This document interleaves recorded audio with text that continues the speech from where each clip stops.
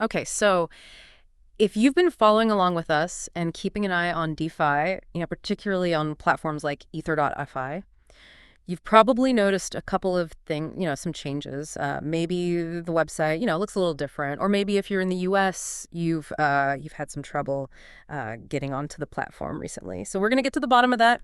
We've pulled some information together, really all about Ether.ai. And we're going to do a deep dive today into what's going on, especially for our U.S. users out there. We want to make sure that that we all understand these changes that are going on at Ether.fi and what they mean. Yeah, that's exactly right. I mean, we want to go beyond just, laying out the facts and actually try to connect some dots and understand the reasons behind these changes. And it all starts with, a security incident that Ether.fi experienced. Yeah, so let's just jump right in. On September 24, 2024, Ether.fi faced a serious attack, a domain account takeover. And for anyone who doesn't know what that is, basically, it's when someone tries to take control of a website's online identity. They're trying to get the keys to the kingdom, so to speak. And the attackers, they targeted Ether.fi's domain registrar, Gandhi.net. Pretty serious stuff. Yeah, it is. I mean, if an attack like that were to be successful, an attacker could potentially redirect, traffic from the website. They Yeah. could intercept communications. They could cause, just massive disruption. So this was a very serious attempt. But the good news is it was unsuccessful. The information we're looking at says that, Ether.fi's proactive security measures and swift response and their robust security measures and prompt response, those were the keys to thwarting this attack. So it wasn't just luck. This really seemed to suggest that Ether.fi had systems in place and they were ready to act when this attack occurred. Yeah, and it really highlights just how important the security protocols are. What's going on behind the scenes to keep things safe. And it seems like this incident, as serious as it was sort of a catalyst for even more improvements to the gate form and some of those security enhancements that were put in place. This is interesting because it says that they may have led to the visual and functional changes you've observed on the website. And that kind of makes sense, right? I mean, if you find a vulnerability, you're going to want to not only, patch that up, but you're going to want to look at ways to strengthen the whole system, which might mean, changing the way the website looks or the way it functions. Yeah, I think that's a pretty common response, in the tech world. Um, any organization that really values its users and their security and trust, after an incident like this, they're going to, review their defenses. They're going to make enhancements. And sometimes these changes are subtle. They're kind of happening on the back end under the hood. But other times they're more visible and they can, actually change the way that you interact with the platform. So this kind of tracks with what we typically see in situations like this. Okay, so let's shift gears just a little bit here, because this is a development that directly affects, I think, a lot of our listeners out there. Right now, access to the Ether.ai platform is restricted for users in the United States. So if you're in the U.S., this is really important. Yeah, and the message that U.S. users are getting, it's very clear. If you're trying to, access Ether.fi from within the United States, you're going to see this message. It says, this platform is not available in your region. At this moment, anyone in the U.S. or from a restricted country are not allowed to participate in the Ether.fi protocol. So this isn't just like a temporary glitch or some kind of technical error. It's a very deliberate measure that's been put in place. Yeah. And the reason for this restriction, well, the information says that it's regulatory considerations, and this Hmm. is something that we see a lot in crypto and DeFi. These platforms, they have to navigate this sometimes very complex web of regulations, rules that vary from country to country. It's a challenging landscape. Why do you think DeFi platforms? Why do they seem to constantly face these regulatory hurdles in the U.S. Compared to some other regions? Well, I think that's a really big question, and it kind of gets to the heart of this ongoing debate about how do we classify these new technologies, how do we regulate them. Traditional financial regulations weren't necessarily designed with decentralized systems in mind. So there's a lot of uncertainty, and it's leading to a very, very cautious approach from regulatory bodies, and the U.S. in particular has they've been looking very closely at consumer protection, the potential risks associated with DeFi, and so sometimes that leads to platforms restricting access preemptively, either to make sure they're in compliance or while they're waiting for clearer guidance. It's a very, very complex situation. Yeah, it makes sense. And what's really interesting here is that, the information we have says that this restriction, it remains in effect despite any changes in the U.S. administration's stance on cryptocurrency. So that seems to imply that whatever specific regulatory challenges Ether.fi is facing in the U.S., they're a bit deeper than just you know general government policy shifts when it comes to crypto. Yeah, I think that's right. It really highlights that regulatory compliance in this space in DeFi, it's not just about broad government sentiment towards crypto. It's often about Yeah. navigating very specific rules, very specific interpretations of things like securities laws Sure. or money transmission regulations.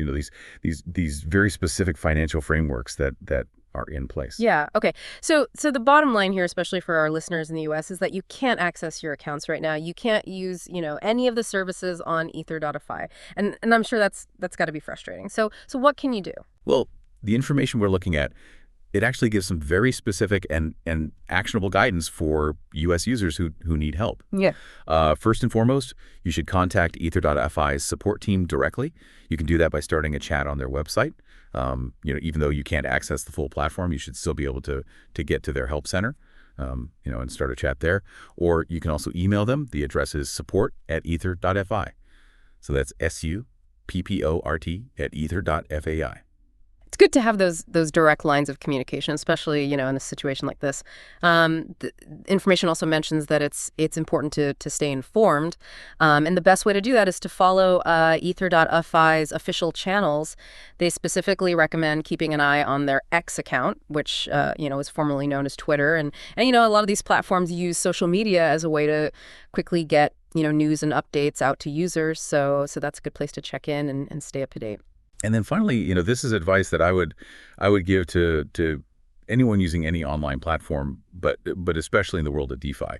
You really need to be familiar with platforms' official policies, and specifically, the information recommends taking a look at Ether.fi's terms of use. This is a document that outlines the rules of the platform, your rights as a user, your responsibilities.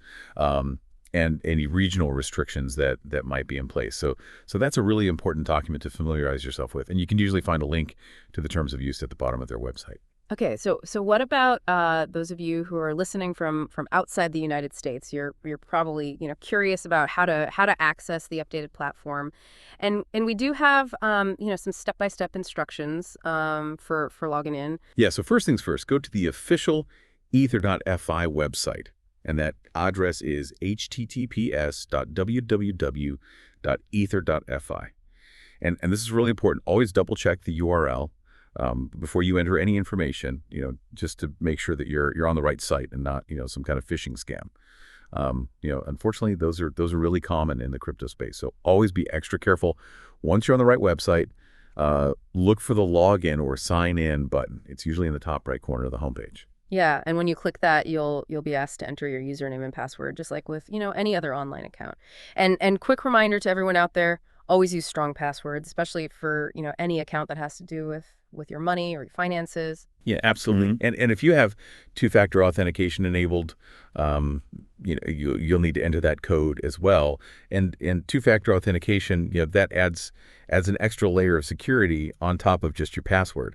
It usually requires you to get a code from an app or your email, Right. and that makes it much harder for hackers to get into your account. So if you haven't enabled that already, we highly recommend it. It's a really good security measure. Okay. So what if you're trying to log in and you're having problems, getting into your account? Well, the information has some good advice for that too. If you're having any trouble logging in, if you're seeing any unusual prompts or anything that just looks off to you, the recommendation is to reset your password immediately.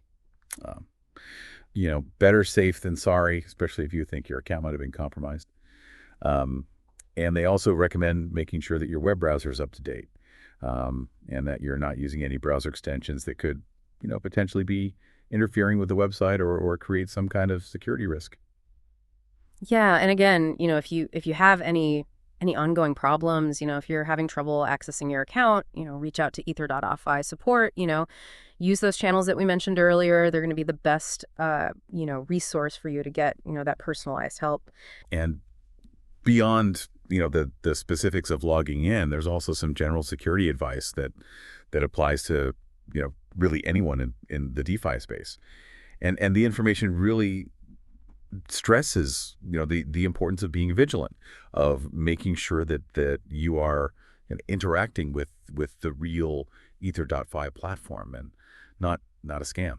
Yeah, this is so important. I mean, cyber criminals are always out there. They're looking for any opportunity they can find. And sometimes, when there's a security incident on a platform, they'll try to take advantage of that, by launching phishing attacks or things like that. So always double check the URL, for the website. Be really cautious about any emails, messages, offers, things like that you get that seem to be from ether.fi, and never click on a link unless you're absolutely sure it's legitimate. Yeah, I mean, vigilance really is a fundamental part of participating in DeFi. You just have to be extra cautious. So bringing it all together, Ether.fi was targeted by this attack back in September, and luckily, they were able to stop it because of their security protocols, and it seems like, that event probably contributed to some of these enhancements, these changes that we're seeing on the website. But at the same time, U.S. users can't access the platform right now because of these, regulatory considerations. So if you're in the U.S. and you need help, reach out to Ether.fi's support team. Stay informed, follow their official communications. And for everyone listening, no matter where you are, just remember, stay vigilant, stay safe online. Always double check those URLs. Be careful with any communications you get that you're not expecting. Security in DeFi it's a shared responsibility. Yeah. It's up to the platforms, but it's also up to each of us as users to take those steps to protect ourselves. I think that's a great point to end on. I mean, the situation with Ether.I, really does bring up some big questions. When you think about the challenges of regulating DeFi, on a global scale, and these constant threats of cyber attacks, it really makes you think, what does this tell us about where we are, with decentralized finance? How important are these proactive security measures, both for the platforms themselves, but also for each of us as individual users. So that's something I want you all to think about as you continue to explore and navigate this exciting but sometimes complex world of decentralized finance.